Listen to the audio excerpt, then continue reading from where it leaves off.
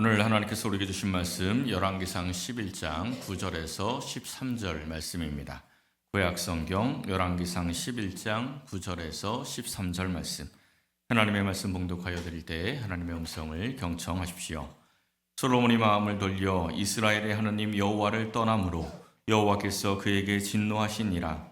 여호와께서 일찍이 2번이나 그에게 나타나시고 이 일에 대하여 명령하사 다른 신을 따르지 말라 하셨으나 그가 여호와의 명령을 지키지 않았으므로 여호와께서 솔로몬에게 말씀하시되 내게 이러한 일이 있었고 또 내가 내 언약과 내가 내게 명령한 법도를 지키지 아니하였으니 내가 반드시 이 나라를 내게서 빼앗아 내 신하에게 주리라. 그러나 내 아버지 다윗을 위하여 내 세대에는 이 일을 행하지 아니하고 내 아들의 손에서 빼앗으려니와 오직 내가 이 나라를 다 빼앗지 아니하고 내 종 다윗과 내가 택한 예루살렘을 위하여 한 지파를 내 아들에게 주리라 하셨더라. 아멘.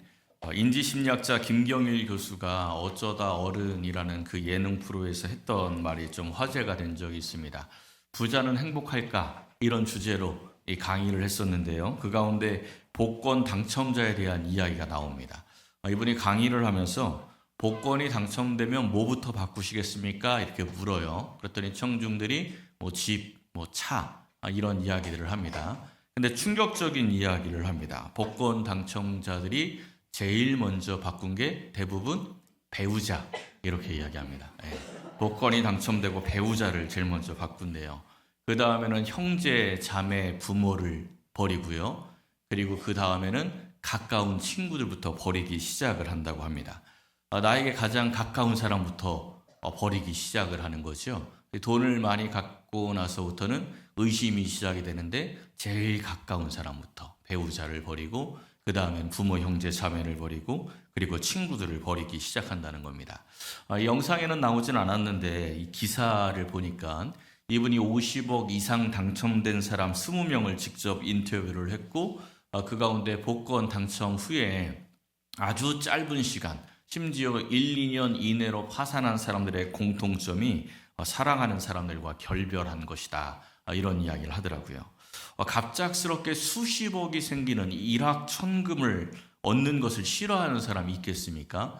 여러분들에게 혹시 누군가가 그럴 일은 전혀 없겠지만 이거 수십억 당첨된 복권 용지인데 당신이 바꿔서 쓰시오 하고 주면 그거 하나님 뜻 아닙니다 하고 거절하실 분 계십니까? 이거 노력 없는 일확천금은 하나님 뜻이 아닙니다. 저는 그런 거 받을 수 없습니다. 이러실 분 계세요? 너무 감사하죠. 저도 신나게 받을 겁니다. 얼마나 기쁘겠습니까?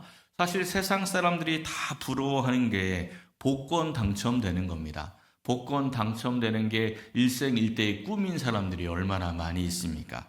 남들 다 부러워하는 복을 받았는데 왜 그 복을 받고도 누리지를 못합니까? 사랑의 대상이 사람에서 돈으로 바뀌었기 때문입니다. 망한 이유 여러 가지들 이야기하는데 사실 딱 정리하면 그거예요. 사랑의 대상이 사람이 아니라 돈이 되었기 때문이죠. 솔로몬의 이야기도 이와 비슷합니다. 솔로몬이 어떤 왕입니까? 하나님께 듣는 마음 구하였다가 크게 칭찬받고 하나님이 주신 지혜를 얻고 구하지 아니한 부귀와 영광까지 받은 이스라엘 최고의 지혜의 왕입니다.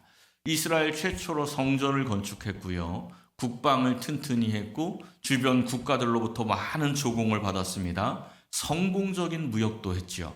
우리가 그동안 솔로몬의 영적인 틈에 대해서 계속 집중해서 보아서 그렇지 이 솔로몬의 외적인 모습을 보면은 그야말로 성공한 왕입니다. 엄청난 경제력을 가졌고 엄청난 군력도 가졌고요. 성공적인 무역과 정치를 이루었습니다. 그야말로 큰 복을 받은 사람입니다. 지난 시간에 나누었던 열왕기상 10장이 솔로몬이 받은 복의 절정을 이야기를 합니다. 그러니까 우리가 설교 시간에 계속 틈만 봐서 그렇지 사실 우리가 이 설교 시간에 나눴던 내용 생각하지 않고 그냥 열왕기서를 쭉 읽다 보면은 이 11장이 굉장히 충격적입니다. 왜냐하면 10장까지 이 솔로몬의 계속 성공적인 모습, 이 외적인 화려함에 대해서 계속 이야기를 하다가 11장에 갑자기 솔로몬이 패망하는 내용이 나오기 때문에 그렇습니다. 오늘 이 말씀은요, 솔로몬이 무너질 수밖에 없었던 이유들이 나오고 있습니다. 사랑하는 성도 여러분, 오늘 이 말씀을 상고하면서 이 솔로몬을 반면교사 삼아서 무너지지 않는 복된 신앙의 소유자들이 되시기를 예수님의 이름으로 간절히 축원합니다. 첫째는 솔로몬이 사랑의 대상이 바뀌었습니다. 솔로몬이 처음 등장했을 때와 마지막 부분을 한번 보십시오. 솔로몬이 처음 등장한 이 열왕기상 3장은요.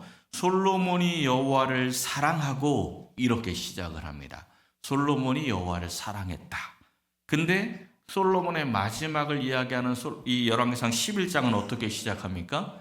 솔로몬 왕이 바로의 딸 외에 이방의 많은 여인을 사랑하였다. 처음 시작과 끝이 다르죠. 하나님을 사랑하던 솔로몬이 바로의 딸 위에 이방의 많은 여인을 사랑하였다라고 끝이 나는 겁니다. 이어지는 말씀을 한번 보세요. 하나님께서 일찍이 경고하셨대요. 이방인들과 서로 통혼하지 말라는 겁니다. 그 이유가 뭐예요? 그들이 반드시 너희의 마음을 돌려 그들의 신들을 따르게 하리라. 하나님께서 솔로몬에게 직접 경고하시기도 하셨고, 이 성경에 보면요, 출애굽기, 민수기, 신명기, 여호수아, 사사기 계속 반복해서 이 경고의 말씀을 주십니다. 그 가운데 여호수아서에 있는 말씀을 한번 보십시오. 이 땅에 남아있는 이 이방 민족들과 더불어 혼인하며 서로 왕래하면 확실히 알아라. 그들이 너희에게 올무가 되고 덫이 되고 옆구리에 채찍이 되고 눈에 가시가 되어서 결국은 하나님께서 너희에게 주신 이 아름다운 축복의 땅, 이 땅에서 멸하게 될 것이다.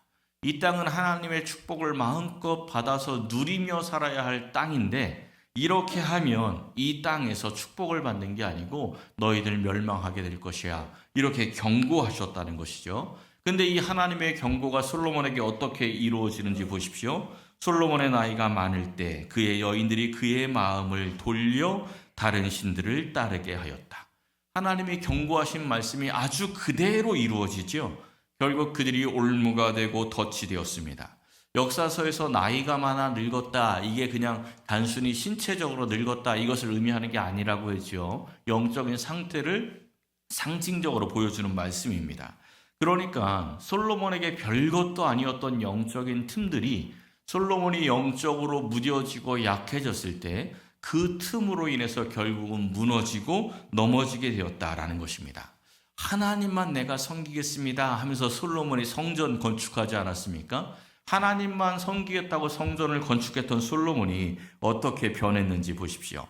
다윗처럼 하나님을 따른 게 아니고 시돈 사람의 여신 아스다롯을 따르고 암몬 사람의 가증한 밀곰을 따릅니다. 모압에 가증한 그모스를 위해서 예루살렘 성전 바로 앞에 있는 산에다가 이 밀곰을 위한 그모스를 위한 산당을 지었습니다. 암만의 몰록을 위해서도 그렇게 했고 다른 이방 여인들을 위해서도 다 그렇게 했다는 거예요. 요 앞에 있는 3절 말씀을 보면요, 솔로몬의 후궁이 700명이고 첩이 300명입니다. 왜 이렇게 많이 결혼을 했냐면 주변 국가들, 부족들과 계속 이 혼인 계약을 통해서 나라 간의 조약을 맺는 겁니다. 근데 그 1000명의 여인들, 이방 여인들을 위해서 다 산당을 지어 주었다는 거예요. 하나님께서 이름을 둔 성전이 있는 이 예루살렘이 온갖 귀신 집합소가 되었습니다. 완전히 우상 백화점이 되고 말았습니다. 이 솔로몬이 이방 여인만 사랑한 게 아니죠. 우리가 지난주에 나눈 바와 같이 재물도 사랑했습니다. 하나님께서 주신 그 부귀와 영화를 백성들을 위해서 사용한 게 아니고 자기를 위해서 축적하기 시작을 했죠. 또 세상적인 힘과 권력도 사랑했습니다. 병거와 마병을 모으고 금방패를 만들어서 자기의 힘을 자랑했습니다. 이 솔로몬이 처음부터 하나님을 배반했던 것이 아닙니다. 처음부터 우상을 섬기겠다 이런 마음 먹은 게 아닌 거죠. 처음에는 이 다른 나라들과 조약을 맺으면서 혼인 계약을 맺고 이방 여인들을 데리고 왔는데, 이방 여인들 이 땅에 들어와서 살 때 외로우니 그동안 그가 섬겼던 신들에게 제사나 지내라고 그 여인들이 섬기던 우상 산당 그냥 하나씩 만들어 준 거죠. 처음에는 그냥 그 여인들 우상 섬기라고 양보하고 타협해서 그 산당들을 만들어 준 건데, 나중에는 여인들의 미혹을 받아서 그 우상의 산당들에 가서 자기가 그 우상들을 섬기게 되었다라는 것입니다. 이 솔로몬이 만든 우상의 산당들이요, 이스라엘의 역사에 얼마나 심각한 악영향을 끼치는지 한번 보십시오. 열왕기하 23장은 남유다가 멸망을 남겨두기 불과 몇 년 전입니다. 이제 몇 년만 지나면 멸망할 그 상황인데, 여기에 보니까요, 이는 옛적의 이스라엘 왕 솔로몬이 해서 솔로몬이 만들어둔 산당에 대한 이야기를 합니다. 이 산당들이 뭘 했대요? 그 앞에 보면 나오죠. 왕이 더럽게 하였으니. 이 산당들이 이스라엘의 역사, 남유다의 역사를 더럽힙니다. 아주 그냥 악영향을 끼친 거죠. 9절과 10절 말씀도 한번 보세요. 하나님께서 솔로몬에게 2번이나 나타나셔서 다른 신을 따르지 말라 이렇게 경고하셨다는 겁니다. 기브온 산당에서 경고하셨죠. 성전 봉헌식을 한 직후에 또 말씀하셨습니다. 근데 그 경고의 음성 다 잊어버렸습니다. 솔로몬은요, 이스라엘 역사에서 하나님의 음성을 직접 들은 마지막 왕입니다. 그러니까 정말 귀한 경험을 한 왕이죠. 놀라운 경험을 했습니다. 근데 그 경험이 솔로몬의 신앙을 지켜주지 못했습니다. 확실한 기적을 체험을 하면 뭔가 자기의 믿음이 단단해질 것이다, 이렇게 착각하는 사람들이 있습니다. 아니면 지금 내가 막 응답받고 산다고 내가 아주 든든한 신앙을 갖고 있다, 이렇게 생각하는 사람들이 있어요. 그런데 그렇지 않습니다. 어떠한 기적도 그 사람의 신앙을 지켜주지 못합니다. 출애굽기를 한번 생각해 보십시오. 이스라엘 백성들이 얼마나 많은 기적들을 경험했습니까? 근데 그들이 약속의 땅 앞에 도달했을 때 하나님을 믿습니까? 안 믿어요. 하나님을 안 믿어서 결국은 광야 40년 생활을 하죠. 엘리사, 엘리야 시대 때 얼마나 많은 기적들이 일어났습니까? 근데 그 시대 북이스라엘 사람들이 하나님을 안 믿습니다. 기적을 통해서 하나님 믿는 거 아닙니다. 복음서를 생각해 보십시오. 예수님께서 얼마나 많은 기적을 이스라엘 백성들에게 베푸셨습니까? 근데 그 기적 경험한 사람들, 예수님이 십자가에 달리실 때 어디 갔습니까? 눈뜬 맹인이 그 십자가의 현장에 나타납니까? 나타나지 않았습니다. 죽은 딸을 살려 주셨는데 그 죽은 딸이 살아나는 경험을 했던 그 회당장 야이로가 나타납니까? 나타나지 않습니다. 나면서부터 안진뱅이였던 사람 나타나지 않았습니다. 심지어 자기가 죽었다가 살아났던 그 나사로도 십자가의 현장에 나타나지 않았습니다. 아니, 예수님께서 결국 재판받아서 십자가에 달리시는 그 현장에 나타나지 못했다면 최소한 그 전에 예수님이 재판받을 때 재판 법정에 서서 내가 예수에 의해서 일어난 사람입니다. 내가 예수님으로 눈뜬 사람입니다. 예수님 때문에 내 딸이 살아났습니다. 이렇게 증언해야 하지 않습니까? 아무도 나타나지 않습니다. 우리의 마음이 어디에 있는지 점검하시기를 바랍니다. 우리가 하나님을 사랑하지 않으면 어떠한 일을 경험해도 하나님의 뜻대로 살지 못합니다. 하나님이 주신 축복을 누릴 수가 없는 겁니다. 사랑하는 성도 여러분, 우리의 마음이 세상을 사랑하고 세상을 향해 있다면 이제는 하나님을 향하여 돌려서 하나님을 사랑하시고 하나님을 따라가는 복된 성도 여러분 되시기를 예수님의 이름으로 간절히 축원합니다. 두 번째는 평안이 깨어집니다. 이 사사기를 보면요, 한 가지 패턴이 있습니다. 이스라엘이 하나님과 멀어지고 악을 행하면 대적들이 나타납니다. 대표적인 말씀을 한번 보십시오. 이스라엘 자손이 또 여호와의 목전에 악을 행하였으므로 하나님께서 대적들을 보내시죠. 이게 사사기에 계속되는 패턴이에요. 이스라엘이 악을 행하면 하나님이 대적들을 보내시고 힘들어서 하나님 앞에 막 부르짖어 회개하면 사사를 보내서 건져주시고, 또 악을 행하면 또다시 대적들이 일어나고 또 사사를 보내서 건져주시고, 그래서 이 사사기를 보면 또 다시 이게 계속 반복이 됩니다. 근데 솔로몬에게 이와 똑같은 일이 벌어지는 거예요. 솔로몬이 하나님과 멀어지자 14절에 보니까 솔로몬의 대적이 나타납니다. 하닷이 일어났어요. 금으로 방패를 만들 만큼 아무 걱정 없이 평안과 번영을 누리던 이 솔로몬의 나라가 순식간에 불안의 나라로 변하게 됩니다. 그동안 이스라엘이 평안했던 이유가 무엇입니까? 솔로몬이 애굽과 계약을 맺었기 때문에 그렇습니까? 솔로몬에게 애굽의 병거와 마병이 있어서 이스라엘이 평화로웠습니까? 솔로몬이 주변 국가들과 혼인으로 계약을 맺어서 이스라엘이 평화로웠습니까? 그렇지 않습니다. 하나님이 지키고 있었기 때문에 평화로웠던 겁니다. 이 솔로몬이 범죄하고 타락하니까 하나님께서 보호하시던 그 보호의 손길을 거두어 가십니다. 거두어 가니까 바로 문제가 일어나는 거죠. 하나님께서 일으키셨다라고 성경이 말씀하는데 엄밀히 말하면 하나님께서 그 사람들을 막 추동해서 억지로 대적을 만든 게 아니고 원래 있었던 대적들을 하나님이 막아주고 계시다가 그 손을 딱 피하니까 그 대적들이 몰려 들어오는 겁니다. 15절에 있는 말씀 보세요. 이 에돔 사람 하닷이 언제 때 인물이래요? 다윗 때잖아요. 다윗 때. 다윗 시대의 인물이 이 하닷입니다. 다윗 시대부터 앙심을 품고 복수할 생각만 하고 있었는데 하나님이 딱 막아놓고 있으니까 솔로몬에게 아무런 영향을 못 끼칩니다. 그 대적들이 있어도 솔로몬은 평화롭게 살았던 거예요. 하나님이 지키시니까. 근데 하나님이 떠나니까 그 대적들이 바로 일어나서 솔로몬을 괴롭히기 시작하는 거죠. 23절도 보십시오. 이번에는 르손이 나옵니다. 수리아 왕 르손인데 이가 솔로몬을 또한 괴롭힙니다. 역시 다윗 시대의 인물입니다. 주변에 있던 잠재적이 있던 모든 그 대적들이 이제 하나님의 손길이 떠나자마자 들불처럼 일어나서 솔로몬을 괴롭히는 거예요. 그래서 25절을 보면요, 솔로몬의 일평생에 하닷이 끼친 환난 외에 하고 르손, 이 수리아 왕에 대한 이야기가 나오죠. 이 대적들로 인해서 솔로몬이 괴로웠다는 겁니다. 환난을 당했다는 거예요. 그러면 이런 어려움을 만나면 솔로몬이 뭐 해야 합니까? 얼른 자신의 악을 발견해야죠.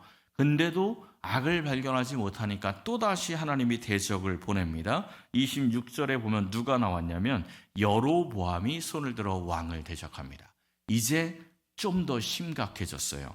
하닷하고 르손은 다윗 시대에 점령당했던 소수 민족들입니다. 그들이 독립운동을 일으키는 거예요. 근데 여로보암은 이제 이스라엘 안에 있었던 사람이 반란을 일으킨 겁니다. 이 나라 안에 반역운동, 이제 나라의 분열운동이 일어나게 된 겁니다. 27절부터 보면 여로보암이 대적한 이유가 나와요. 대적하는 까닭이 이러하다 하면서 먼저 여로보암이 어떤 사람인지 소개를 하죠. 여로보암은 큰 용사인데 솔로몬이 이 청년의 부지런함을 보았다, 이런 말씀이 나옵니다. 솔로몬이 건축 사업 많이 했잖아요. 밀로를 건축하고 다윗의 성읍이 무너진 것을 수축했는데 이 여로보암이라는 청년이 엄청 열심히 일을 하는 겁니다. 너무 열심히 일을 하고 성실하고 아주 똘똘해요. 그러니까 솔로몬이 그를 보고 발탁을 한 거예요. 발탁을 해서 요셉의 감독자로 딱 세운 것입니다. 근데 그 즈음에 이 여로보암이 솔로몬에게 발탁된 이후에 아히야 선지자를 만납니다. 29절에 보면 그 즈음에 하고 나오죠. 아히야 선지자가 여로보암을 만나서 자기가 입은 새 옷을 잡아서 12조각을 내서 10조각을 주면서 이야기를 합니다. 이 나라를 솔로몬의 손에서 찢어 빼앗아 10지파를 너에게 주겠다. 하나님의 뜻이다. 결국 솔로몬이 발탁한 여로보암이 솔로몬의 나라를 뺏는 대적이 된 거죠. 근데 중요한 게 있습니다. 이 대적들이 어디서 컸는지를 한번 보세요.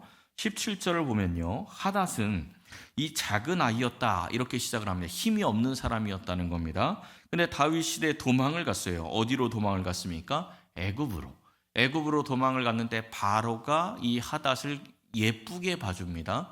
그래서 이 하닷을 도와줬어요. 그 먹을 양식을 주고 토지를 줍니다. 하닷이 애굽에서 자기 세력을 모아서 솔로몬의 대적이 된 거예요. 40절에 보면요, 여로보암도 애굽으로 도망해서 바로의 보호 아래 솔로몬의 대적이 되어서 솔로몬 사후에 이 나라를 분열시킵니다. 굉장히 아이러니죠. 아주 중요한 포인트입니다. 왜냐하면 솔로몬이 왕으로 등극하자마자 제일 먼저 한 일이 뭐였습니까? 기억나십니까? 3장 일이니까 벌써 몇 주 전이라 너무 멀지요. 왕이 되자마자 제일 먼저 한 일이 뭐였냐면 바로의 딸하고 결혼한 거예요. 자기 자리 잡고 나서. 그러니까 먼저 숙청할 사람들 숙청했죠. 그리고 자리 잡히자마자 제일 먼저 한 일이 바로의 딸과 결혼을 했습니다. 왜요? 애고무지하려고. 애굽 바로의 사위가 되면 얼마나 든든한 백이 생기는 겁니까? 애고무지하려고 바로의 딸과 제일 먼저 결혼했습니다. 그리고 하나님께서 하지 말라는 애굽의 병거를 수입을 하고 말을 수입을 합니다. 솔로몬에게 있어서 이 애굽은요, 의지의 대상이고 사랑의 대상이고 소망의 대상이었습니다. 그런데 하나님 보호의 손길이 탁 떠나자마자 그동안 자기가 그토록 사랑하고 소망하고 의지했던 애굽 안에서 대적들이 막 쏟아져 나오는 겁니다. 우리가 하나님과 멀어지면요, 하나님을 사랑하는 게 아니고 세상을 사랑합니다. 하나님을 의지하는 게 아니고 세상을 의지합니다. 하나님이 소망이 아니고 세상이 소망이 됩니다.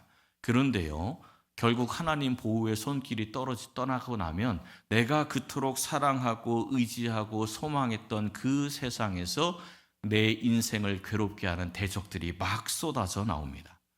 그 세상의 것들 채워지면 내 인생 행복해질 것이다, 이런 생각을 했는데 그 세상의 것들이 내 인생을 깨트립니다. 평안을 깨트려요. 하나님 주신 은혜 다 쏟아지게 만듭니다. 사랑하는 성도 여러분, 하나님을 향한 분명한 사랑이 있어야 합니다. 하나님을 향한 사랑이 있어야 하나님의 보호하심 아래에 있게 되는 것입니다. 하나님의 보호하심 아래에서 참된 평안을 빼앗기지 말고 하나님이 주시는 그 평안을 누리며 사시기를 예수님의 이름으로 축원합니다. 마지막 세 번째는요, 회개의 기회를 붙잡아야 합니다. 성경에 보면 이 성도에게 하지 말라는 것들이 참 많은데 그 가운데 염려하지 말라, 이 말씀 참 많이 나와요. 염려하지 마 계속 반복하는데 우리에게 염려해 이렇게 말씀하는 장면이 두 곳이 있습니다. 우리가 뭘 염려해야 할까요? 히브리서와 디모데전서에 있는 말씀을 보십시오. 하나님에게서 떨어질까 염려해야 됩니다. 마귀의 올무에 빠질까 염려해야 됩니다. 근데 문제가 있어요. 우리가 염려해도 우리가 자꾸 넘어져요. 자꾸 넘어지고 마귀의 올무에 자꾸 걸립니다. 근데 하나님께서 우리가 그렇게 범죄하고 올무에 빠진다고 해서 그냥 버리지 않습니다. 반드시 회개의 기회를 주세요. 우리가 회복할 수 있도록 기회를 주신다는 겁니다. 아담이 범죄했을 때 선악과를 먹자마자 바로 죽이시지 않으셨죠? 그날 저녁까지 하나님이 기다리십니다. 저녁까지 기다리는데도 아담이 잘못했다고 안 하고 나무 뒤에 숨어 있으니까 하나님이 뭐라 그러십니까? 아담아, 네가 어디 있느냐, 이러죠. 아담한테 아담 너 왜 먹었어? 이렇게 시작하신 게 아니고 아담아 내가 어디 있느냐 이렇게 묻습니다. 왜 물어요? 어디 있는지 몰라서? 아니죠. 회개의 기회를 주신 겁니다. 가인이 아벨을 돌로 쳐 죽였을 때 하나님께서 제일 먼저 뭐라 그러셨습니까? 가인아 왜 아벨을 돌로 쳐 죽였느냐 이렇게 하지 않지요. 가인아 아벨이 어디 있느냐 이렇게 묻습니다. 왜 물었습니까? 회개의 기회를 주시는 겁니다. 마찬가지로 이 솔로몬에게도 회개의 기회를 주십니다. 하나님께서 솔로몬에게 나타나신 게 몇 번이었어요? 아까 앞에서 일찍이 2번 나타나셨다 이런 말씀이 있었죠. 오늘 말씀이 이제 3번째 나타나는 겁니다. 첫 번째는 복을 주시려고 나타나셨고 두 번째는 너 이 복 때문에 타락하지 마 하고 경고하시기 위해서 나타나신 거죠. 그리고 세 번째는 회개의 기회를 주시기 위해 나타나셨습니다. 11절 말씀이죠. 네가 하나님과 언약을 깨트렸기 때문에 이제 이 나라를 너에게서 빼앗아서 신하에게 주겠다. 너의 신하에게 주겠다. 이렇게 말씀하셨습니다. 이건 경고의 말씀인 거예요. 이렇게 경고를 하나님이 하셨고 솔로몬이 이 말씀을 직접 들었는데 얼마의 시간이 지난 후에 자기가 발탁한 신하 여로보암이 반란을 일으켰습니다. 그러면 어떻게 해야죠?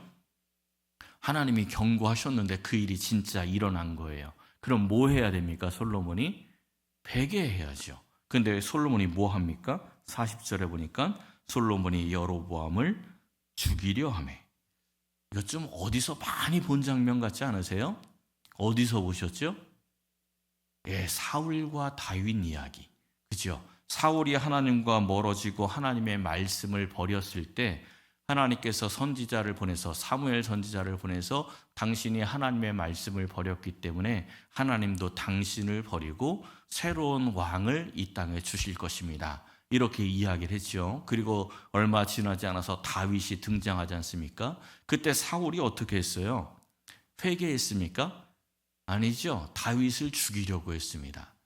지금 솔로몬이 그 똑같은 상황이 일어났는데 자기 아버지 다윗을 따라가는 게 아니고 패망한 사울을 따라갑니다. 사울하고 똑같은 짓을 해요. 하나님을 떠나니까 지금 하나님이 경고하시는데 눈앞에 있는 장애물만 치워버리면 자기 인생 평안할 것이라고 착각을 하고 있는 거죠. 그런데 결국 하나님의 뜻대로 사울은 죽고 다윗이 왕이 되지 않았습니까? 이 솔로몬의 아버지 다윗도 여러 가지 실수를 많이 했습니다. 그때 선지자가 나타나서 책망하면 다윗이 어떻게 합니까? 바로 무릎 꿇고 회개를 합니다. 다윗은 회개의 기회를 놓치지 않았어요. 그게 하나님께서 다윗을 사랑했던 그 모습이었죠. 근데 이 솔로몬이 다윗의 길을 가지 않았습니다. 멸망한 사울의 길을 따르다가 결국 똑같이 패망하고 만 것입니다. 지혜의 왕 솔로몬이 넘어졌습니다. 그럼 우리는 어떻겠습니까? 우리도 넘어질 수 있습니다. 문제는 그 뒤의 일인 거죠.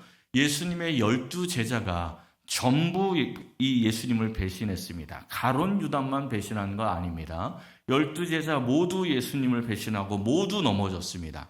그런데 가룟 유다는 회개의 기회를 놓쳤습니다. 스스로 목숨을 끊어버리고 그냥 영원한 배신자, 영원한 반역자로 남고 말았죠. 다른 11제자는 어떻습니까? 똑같이 예수님을 배신했지만 부활하신 예수님을 만나고 회개한 후에 초대교회를 세운 아주 유능한 12사도, 11사도들이 되어서 나중에 함께 이 교회를 세워나간 것입니다. 우리가 이 회개의 기회를 놓치지 않으려면 어떻게 해야 되겠습니까? 우리도 반드시 회개의 기회를 잡아야 합니다. 영의 세계가 육의 세계와 아주 비슷합니다. 육적으로 이 몸이 아프고 병이 들면 식욕이 떨어지죠. 잘 안 먹습니다. 애들도 아프면 잘 안 먹어요. 그럼 부모님들이 애들한테 뭐라고 이야기합니까? 야, 잘 먹어야 빨리 나. 이렇게 이야기하지 않습니까? 똑같습니다. 우리 육적인 이 병이 잘 먹어야 빨리 낫는 것처럼 우리가 영적으로 죄악 가운데 빠질 때 이 마귀의 올무에 걸려들 때 빨리 회복될 수 있는 방법은 잘 먹어야 합니다. 평소에 잘 드셔야 돼요. 영의 양식이 뭡니까? 말씀. 그러니까 예배의 자리, 기도의 자리 빠지지 말고 열심히 기도하고 열심히 예배하고 열심히 말씀 읽고 또 열심히 말씀 듣고 힘들어도 수고하고 헌신하고 이러다 보면 우리의 영이 튼튼해집니다. 그러면 때로 넘어지고 때로 마귀의 올무에 걸려들어도 속히 회개하고 속히 일어날 수 있는 힘을 얻게 되는 것입니다. 이 솔로몬의 마지막은 암울한 이야기로 끝이 났습니다. 그런데 그 가운데에도 하나님께서 소망을 주십니다. 34절과 35절 보면 다윗이 하나님의 말씀을 지키고 살았기 때문에 그의 후손인 이 솔로몬을 완전히 망하게 하지 아니하고 그 가운데 한 지파를 남겨주고 또 그를 통하여서 등불을 가지고 있게 하리라. 이렇게 소망의 말씀을 주십니다. 여기서 이 등불은 궁극적으로는 다윗의 집안에서 태어날 예수님을 말씀합니다. 그러니까 이 말씀은 예수님을 믿는 사람들은 하나님께서 어떻게든 그를 구원의 길로 인도해 가신다. 이런 소망의 말씀이죠. 동시에 이 믿음과 말씀으로 살아가는 그 집안을 하나님께서 끝까지 붙들어 주신다. 이런 의미도 있습니다. 그런 의미에서 부모의 신앙이 참 중요합니다. 이 다윗의 신앙으로 인해서 그의 아들 솔로몬이 놀라운 복을 받고 살아갔지요. 그런데 솔로몬의 아들은 어떻게 됩니까? 이 솔로몬이 잘못된 신앙을 가짐으로 인해서 그의 아들 때 나라가 갈라집니다.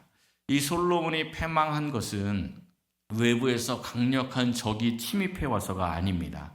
자기 안에 있는 그 작은 영적인 틈들을 막지 못해서 패망한 것이죠. 사람들이 넘어지는 것은요, 길 가다 있는 큰 바위에 걸려 넘어지지 않습니다. 큰 바위는 그냥 피해가요. 어디에 걸려 넘어집니까? 작은 돌들, 자기 발목 아래에 있는 돌들, 그냥 별것 아닌 돌들에 걸려 넘어지는 겁니다. 하나님과 멀어지게 하는 작은 틈들이 있습니다.